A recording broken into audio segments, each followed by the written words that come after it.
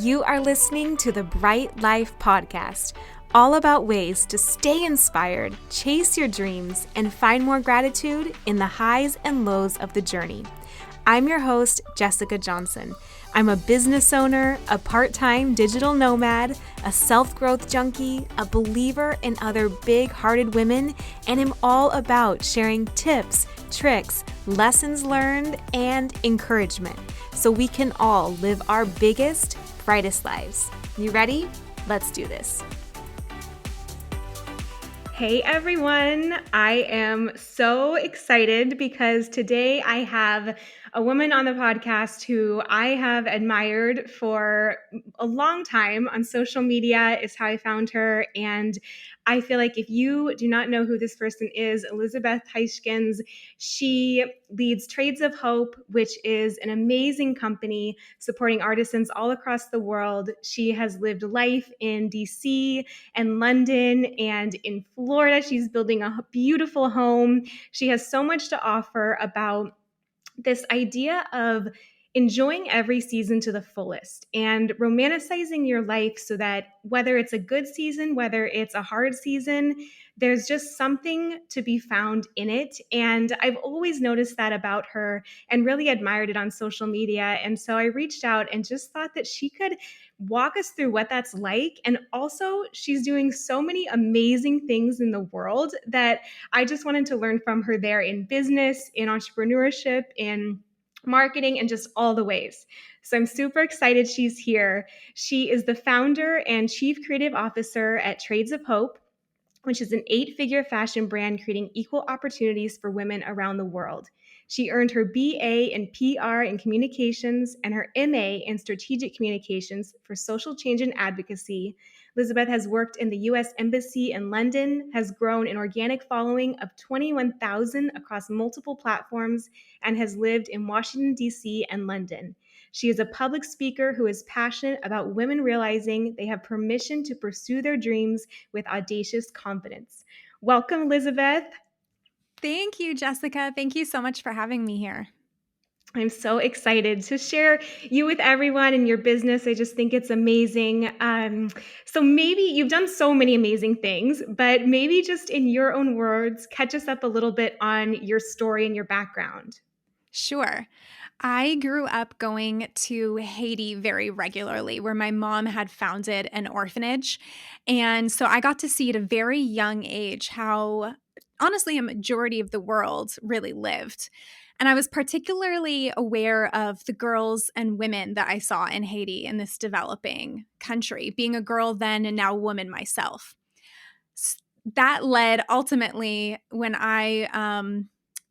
maybe after I had spent over 10 years traveling to Haiti, that led to me co-founding Trades of Hope.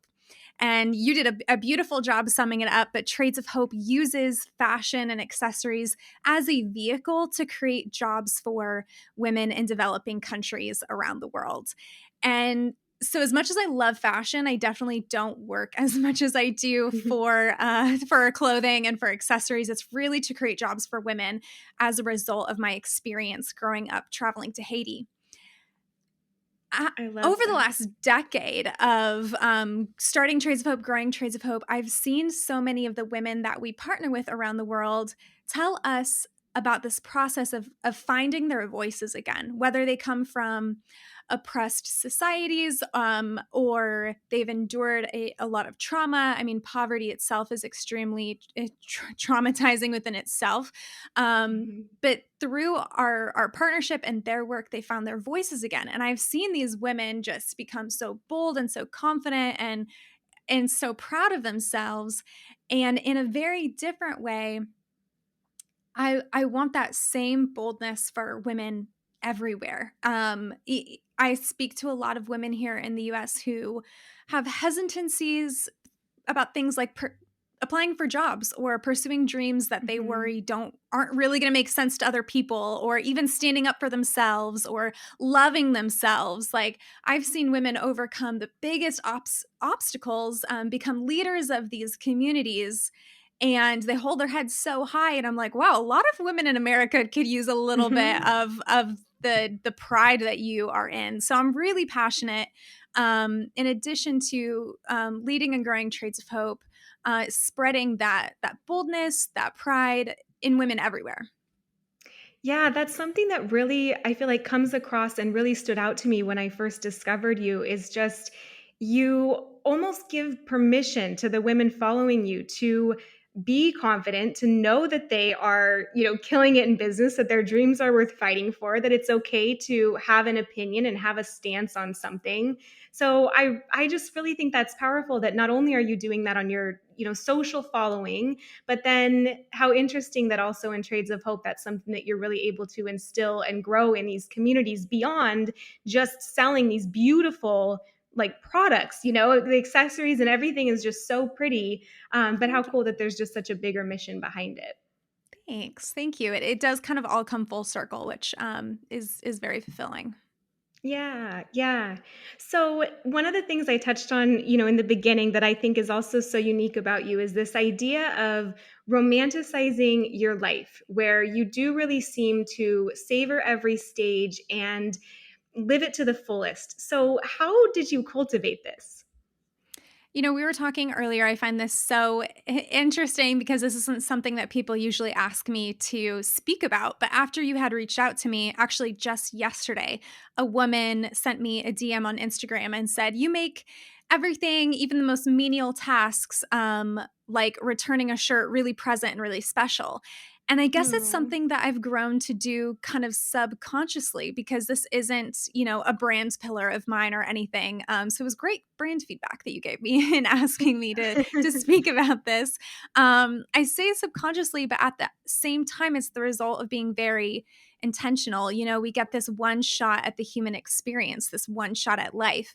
And the human experience is filled of a lot of things, and those things society has deemed either good or bad. Those good things being love, joy, accomplishment, safety, certainty, security, and other similar things. And bad parts of the experience, and I kind of say bad in quotation marks, things like heartbreak, loneliness, boredom, discomfort, change.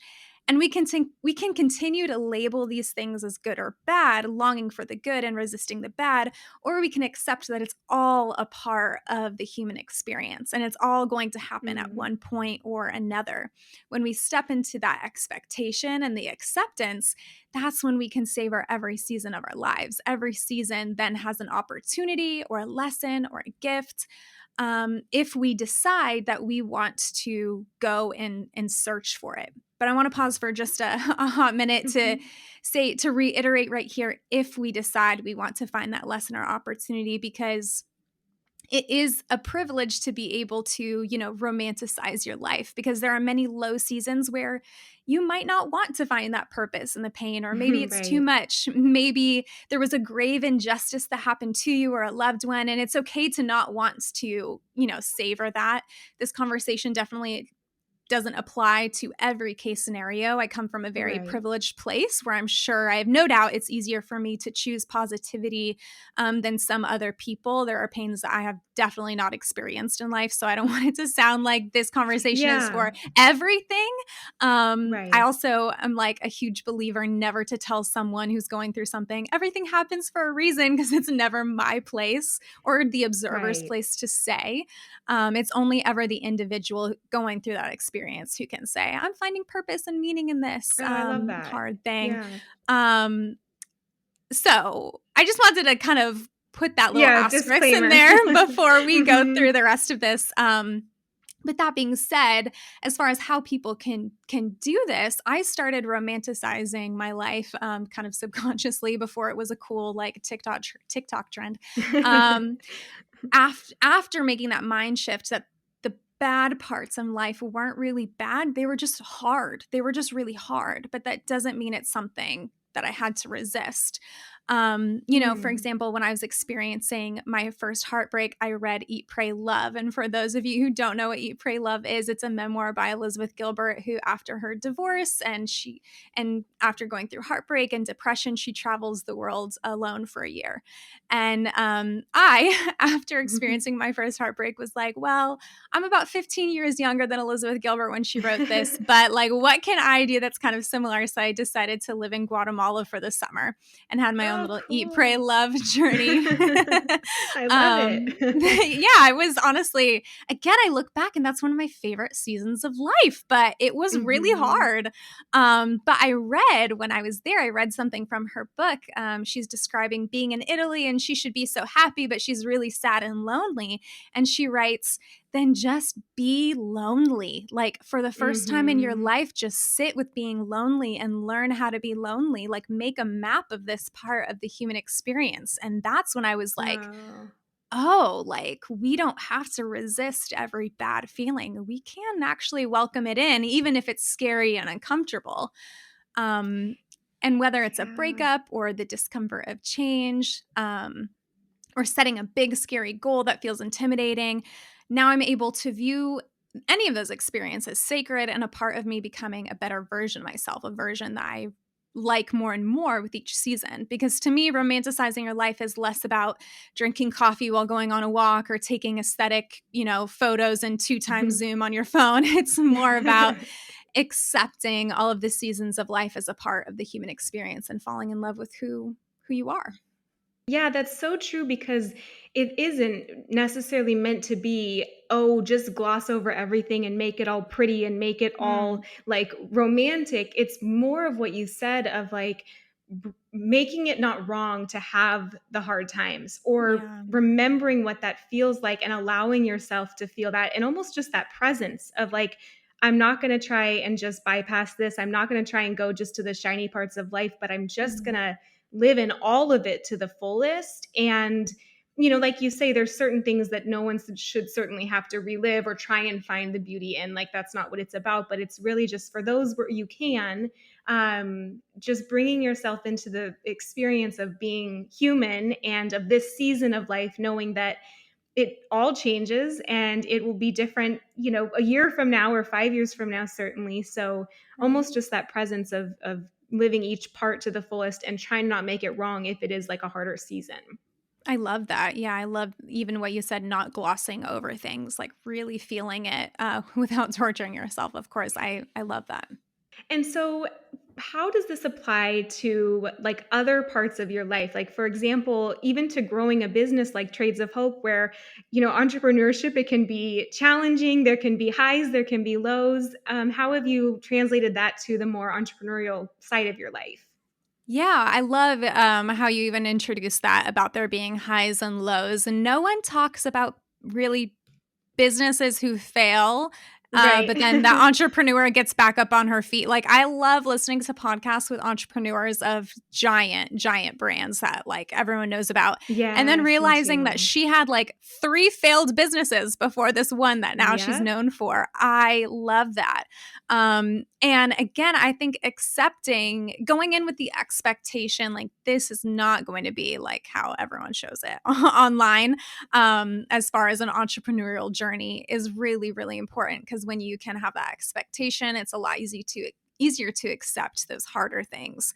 And there is definitely a lot of that with traits of hope. There are really great years, and there are years where I thought there would be a little bit more movement, but there's always a lesson to learn or to go into it. And even on a day to day, I'm sure everyone can relate to this. There are honestly days where the work you have lined up is not very exciting or not inspiring or Right. motivating, but being able to say, okay, this is what I've got. This is real. Like, before we talked about heartache, maybe now we talk about boredom. Like, all right, well, I light a candle, I make myself a drink, I maybe turn on a playlist, and I show up for this. I Mhm. think sometimes romanticizing your life can also be like, just like what little pivots can I make in this moment to make it more enjoyable? Sometimes it can be that simple. Um, And I think that's something, Yeah. whether you are an entrepreneur with your own business or working within a larger organization, anyone can do. But definitely remembering there are highs and lows in businesses, and taking that expectation, knowing that there definitely is something good to be learned. I think that means that there will always be growth, even if it's not linear. Like I said, Trades of Hope, it does Mhm. not always have linear years. We are not always like skyrocketing all the time. Right. Um, and I think that's good, because that creates, healthy growth. Yeah, true. It's almost harder to see in the moment too, but I feel like in hindsight, whenever it's Yeah. been like a harder time in business, or if you, like to your point, when you're maybe in something that you're a little bit more bored by, or you're starting to feel restless, it's almost like just remembering that whatever you're doing, you will use later on in some way, like it will benefit you. It's sometimes harder to see it in the moment, but I Yeah. just feel like everything I've ever looked back on, and even in any of those seasons when I was so ready, like to start a business, to get out of corporate America, I'm actually like so glad that I made like the friendships and the connections that I did, and that I learned the skills, and that it's almost just like, how can I be more present, be more grateful, be just more even strategic, like in this time, like using everything for good in some way down the line. I love that. Yeah, I love that. I love that note that you said too of just what can like what enjoyment can I bring in? Where maybe if you're Mm. just sitting in that office or anything, you make yourself that cup of tea, or you get cozy, or you say, "Am I comfortable even seated like this?" Like that's something I always Yeah, feel like I underestimate, that I should be more mindful of. That's just such a simple way to always bring it in, is just like pause and be like, "Wait, like how can I make this just 10% more fun, or more pleasurable absolutely. in this moment?" Absolutely. So good. So, what about? I know there's people listening who are in all stages of relationships, and maybe that's like another aspect of your life. I know there's sometimes pressure, I felt at different stages to either be in a relationship or be married or whatever, like, oh, almost like always be ahead of where you are sooner.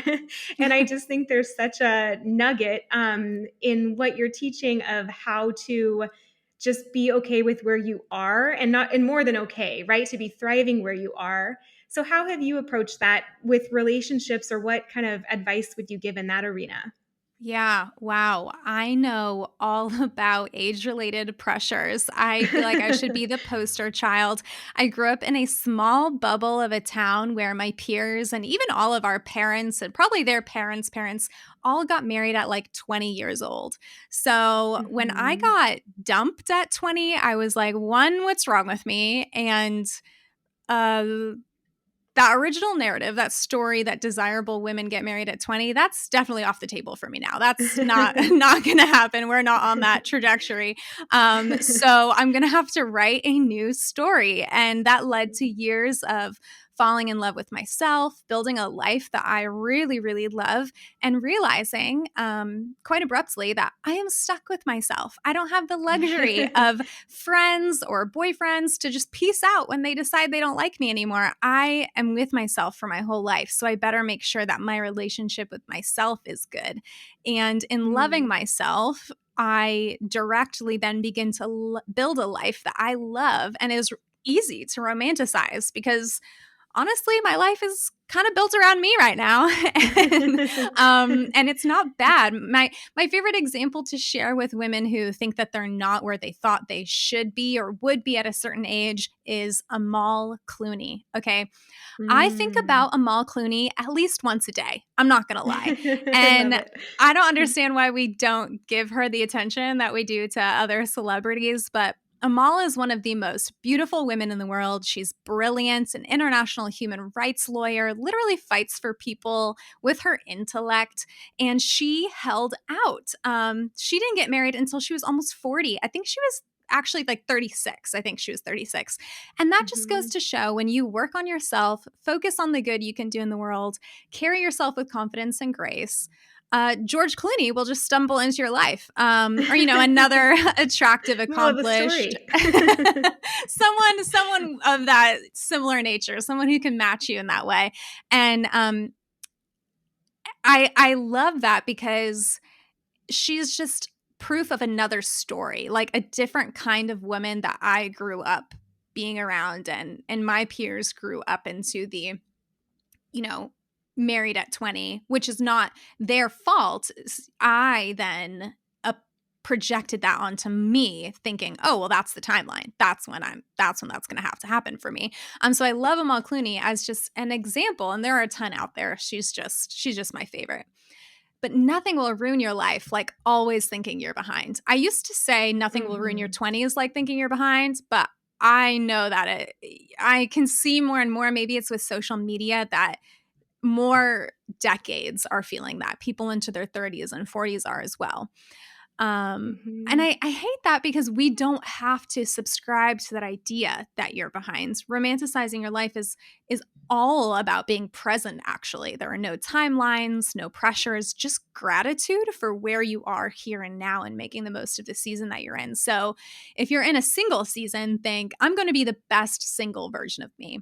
Drink your water, work hard at your job, identify what you can do for others. I don't know, maybe go to therapy, fall in love with your body, run full force towards your dreams while you don't have to worry about anyone else.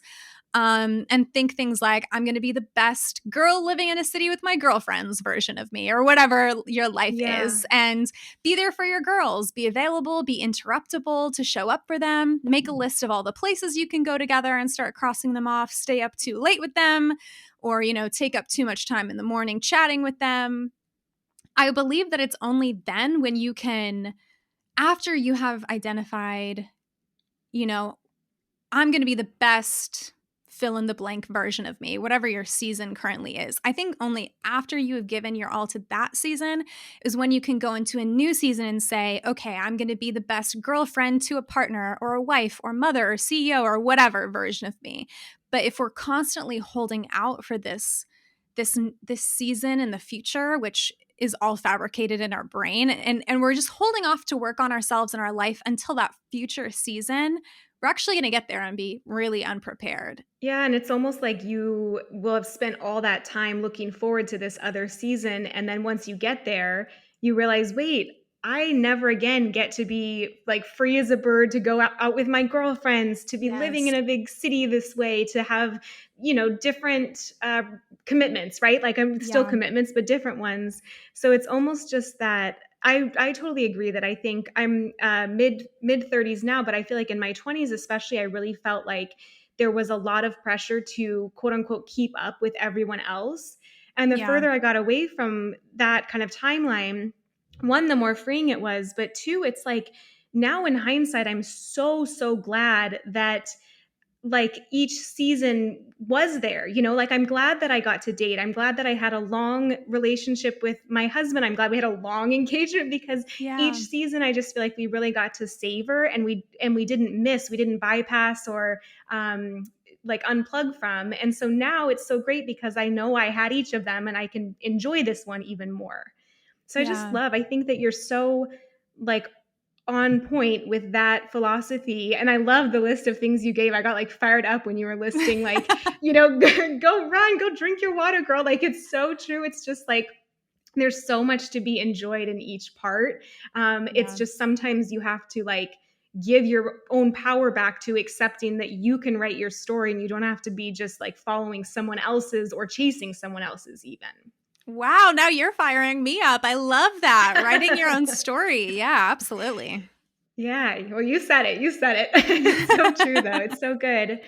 And so, like, I think a part of this too that I really resonated with your story and just following you on social media is like you've had some big transitions in the last year, where after living in DC, the city that you loved, you are now building a home in Florida, and then you also get to spend some time in London. And so, to me, like I felt that a lot when I like lived in New York in my 20s, and leaving was so hard for me because I loved it so much, and I knew that it was the right path, right? But it didn't make it easier. Right. And so I see you doing that though, where I just feel like how do you make the most of each stage that you are in? Maybe it's from an actual like physical perspective. Is it more of just that presence, or anything else that's slightly different, like about that, about savoring where you are physically, like in your life? Yeah. I mean, definitely you kind of touched on this before. The ambition to live with no regrets is a big motivator for me to savor every Mm-hmm. season. When it comes to wanting to look back fondly on a season, this sounds so boring, but I make lists. I Oh, me too. love I love a good lists. list. Okay, good. It sounds like it just sounds so boring. And I think like the power of writing things down is so underestimated. And I kind of mentioned this before, thinking like I'm going to be the best, whatever version of me and listing out those things. Lists can be so powerful. Um, when I've been through really hard seasons, I've made a list of all the things I've always wanted to do, but for some reason hadn't, and started chipping away at them. And it was a big part of Mm-hmm. my healing. And when I got to DC 4 years ago, I made a list of things that I wanted to experience there, and always added to it. And that way I didn't squander my time. And I Yeah. do that even with my stays in London as well. And I usually stay for about a month at a time. And I just want to really maximize that time. And even if you don't get everything done on that list, because I can really put a lot of pressure on myself to do that, at least you know that you gave it your all. Like, at least Yeah. you had this little timeline you had, or like a box, and you really ran to all four walls of that box and gave it your all, instead of Hmm. just letting the time pass you by. I love even what you said about appreciating, your long engagement. Like, that is just, it is a different season, and there would be so many pros to it being short. Mm-hmm. But you will never get that back. You will never get that season or that version of you back, and that can be applied to so many things. And so I think just being intentional, and honestly, get out a pen and paper, open your notes app on your phone, and make a list, because that has been the key for me. I totally agree. I think it almost is just helps your brain lock into one, that there's so many things you can do. There's so many things to be enjoyed or explored or at least experienced, right? Even if it's, I Yeah, always say, if it's like, it's either a good story or it can be like a funny story later on that you like laugh about if it's a disaster. But true. I just think that's such a good way of like, you don't have to have regrets, like you said, if you know that you really just savored everything. And it doesn't mean you have to always be go, go, go. Like, I think one thing I saw with you too in leaving DC is like one of the days you were like, to me, living my best DC life today is ordering in and Yes. just this is what I did. And so it's not like saying it has to be hustle, hustle, hustle, but like Yes. whatever really, one, it's that presence, and two, it's just like living with no regrets, and it can take a lot of different forms, right? Like whatever brings you that thrill and that joy and just delight that day. 100%. I know exactly what day you're thinking of. I was so It's so devastated fun for to like remember half these. of that day. And Hmm. I think it just comes down to like doing things on purpose. Like, even though it wasn't a big deal me ordering in that day, I did it on purpose. And I there's actually a lot of power in saying like, I choose to stay in and order takeout today. Because even if it's Yeah. not as fun as like going to see a big site in, the nation's capital or something, saying I choose to just do this thing makes it intentional, and is a lot easier to savor and romanticize. And I loved that night now because I did it on purpose instead of just mindlessly going through that day. So good. It's almost like when you rest or recharge, like there's something so healing sometimes about a night in where you just are by yourself and you're cozy. And even if you're watching TV, it's not nothing remarkable. But if you put that purpose to it, like you phrased it, that can be the most recharging night of just being with yourself, right? On a night in. So For maybe that sure. is part of the key, is just assigning a purpose to it and just being intentional with what is this going to mean to me and how can I make this serve me really. Yeah, I love that. Serve me. Yeah, absolutely. So if you could give one piece of advice to the women listening, what would it be? Wow. Only one. I think it would be to trust that voice within yourself. And some people call it intuition, some people will call it God, some people will call it a knowing. But whatever you call it, it doesn't really matter. I think everyone has had that feeling inside of them, that little voice inside, a conscience maybe. Right. And my advice is to trust it, like trust that voice inside of you, trust the dream that you want to pursue, or trust the big move that you want to make. Trust your voice to defend yourself or stand up for others. Trust your ideas, your creativity, your personal life decision. You know, you don't need permission from anyone else. I offer one-on-one mentor calls with women all the time. I was going to say every month, but that is all the time. And I've been doing them for almost a year now, and I've noticed this pattern that has really struck me. And it's while the topics are always different, they always have projects or ideas or career options that they want to do, but they always ask me, you know, should I do it? They will pour out their passion and excitement to me for 20 minutes. I can't get a word in because they are excitingly telling me about this opportunity or this idea. And they're like, but I don't know if I should.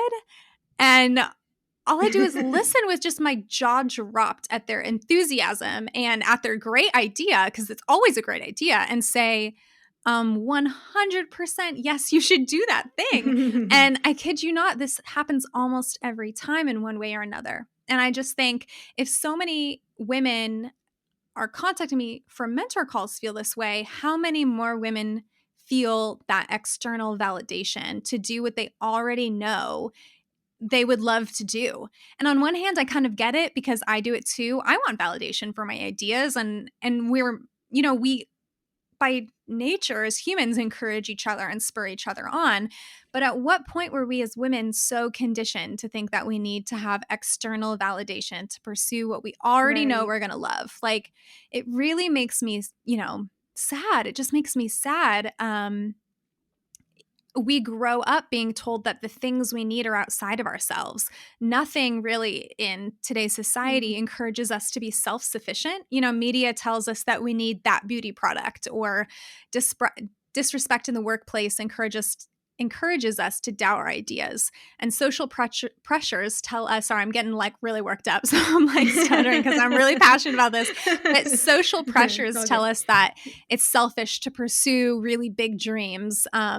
And people cringe when women say, I know I'm beautiful, or I'm really good at that, which leads girls to find validation externally rather than learn how to internally self-validate. And nothing encourages a woman to trust herself or be self-sufficient. In fact, I really believe that a woman who confidently trusts her voice inside, her knowing, is the biggest threat to society today as we know it. And we don't need to look outside of ourselves. And when a majority of women realize that, I think we're going to see a huge shift in what is an appropriate thing for a woman to say, like, I'm beautiful or I love myself. I'm really excited for future generations because I know that shift is going to happen. And, you know, my daughter or my daughter's daughter is never going to get a weird look when she says, yeah, I'm really pretty. Like, I cannot wait for that day. Yeah. So I just want women to trust themselves. And if they feel beautiful to say it, or if they have an idea to do it, or, you know, if they want to say something in a meeting to say it, because each time you step out and you follow that knowing inside, it gets easier and more natural. Love that. Yeah, how amazing will it be when it's not when a woman doesn't stand out because she does it? Like right now you see a woman who does it and it seems rare, but when it's where our whole world is full of women who not only feel their power, because I think a lot of times women were built with that inner knowing, right? But it's almost what you said about taking the next step of being able to trust it. Like, yes, we feel it, but can we lean into it and just own it even more than like feeling those bristles? I love that. So good. What about, so let's see, a few little rapid fire-ish ones, but what's one like simple practice people can use to romanticize their lives more? You've given us so many good ones, but is there anything else that stands out? Or if you boiled it down to one, what would it be? Okay, if I had to boil it down to one, it would be practicing gratitude, like just making a list of things that you're Mm-hmm. grateful for. Because even, if you're lonely, I'm sure you can be thankful for the bed that you're sitting on or, Yeah, ice cream in the freezer. And then you realize that things aren't so bad. And I think that is applicable to a lot of situations. love that. What about what's one memory that you hold really dear to your heart? Speaking of women trusting and loving themselves, one of my favorite memories is when I was in India traveling to meet some of the women that we partner with through Trades of Hope. I was standing in a courtyard in Mhm. India and I met this woman named Masmeem, and she creates some of our jewelry. And she was explaining to me, she said, women in India say that women belong down there, and she was pointing under her foot, Mm. but we know that women can be up here, and she points to the sky. And this is like Oh, my motivator for everything yeah. I do, like for Traits of Hope, for my one-on-one mentor calls, for my posts to Instagram. Like I have a photo of Masmeem like on my desk. She is truly like my Oh, North Star, and her energy is the energy I want all women to exude. And keeping in mind, like, she's a woman. She was married as a child. She was a child bride. She lives in a really oppressive caste system in mm, India. And if she can say that, like, she is my inspiration for life. so good. What about, maybe we touched on this with like the piece of advice listening, but would you say what's one hope you have for all women? Or is it that? Is it that they can really lean into their knowing and own it? Or is there anything else that comes to mind? Yeah, I think it is. I think if I were to take it, maybe make it a little bit more different, is I would Hmm. want women, my hope for all women is to love themselves. Honestly, like, I want them to be obsessed with themselves, because I think Yeah. people think like, oh, if a woman's obsessed with herself, she only cares about herself. But I think if women become more obsessed with themselves, taking care of themselves, loving themselves, showing the next generation of women how to love themselves, showing men that it's okay for a woman to love herself, that it's not a threat to you, like, I think everyone will benefit, because also, how many people know that when you are really in alignment with your own life and feeling good, feeling fulfilled, you're quicker to be more compassionate to other people and be available for other Yeah, people. So my hope for all so women is that true. they just really become obsessed with themselves. I think the whole world would be a more compassionate and better place. I love that. And it's so in line with your business, which is, Mm, I mean, probably knows and has like sees the stats around, if women are empowered or raised up, what they do for communities. I think it's yeah, such a natural outpouring of women that when they feel good, when they're taken care of, when they are financially secure and independent, they pour that instinctively back to everyone else. 100%. So Yeah. that's so cool. That's just like so part, I feel like, of your personal brand. You do that. Your business. You do that. So that's such a good full circle like moment. I love that. I agree. I'm really thankful to just to be a part of the circle, honestly, because I feel like I'm just standing Hmm. in one big circle with women like Masmeem in India, or you, Jessica, here in the U.S. And I'm just really excited for future generations of women, because I know it's going to be great. It's like sky's the limit. Absolutely. What about, so, we've heard part of your story and your business. How can people get in touch with you or Trades of Hope, or your social media, all the things? Yeah, absolutely. You can get in touch with me on Instagram, at Elisabeth Huijskens. I know Heiskins is weird, find a link or find my name, but I love connecting with people on Instagram. I love going through my DMs. It's one of my favorite places to hang out. And you can also follow Trades of Hope along at tradesofhope.com or at Trades of Hope on Instagram. We are just we are loving showing up for people as a fashion brand to empower more women around the world. So you would be most welcome. So amazing. Thank you so much. I just feel like I got so much from our conversation today. I'm all like inspired and passionate about this now. So I just thank you. And I just know everyone else will feel the same. So thank you so much for coming on today. Thank you for having me, Jessica. Thank you so much for listening in. If you loved this episode, it would mean so much to me if you share it on Instagram stories and tag me so I can personally thank you for helping get the message out. I am so grateful to be on this journey with you. Until next time, talk to you soon.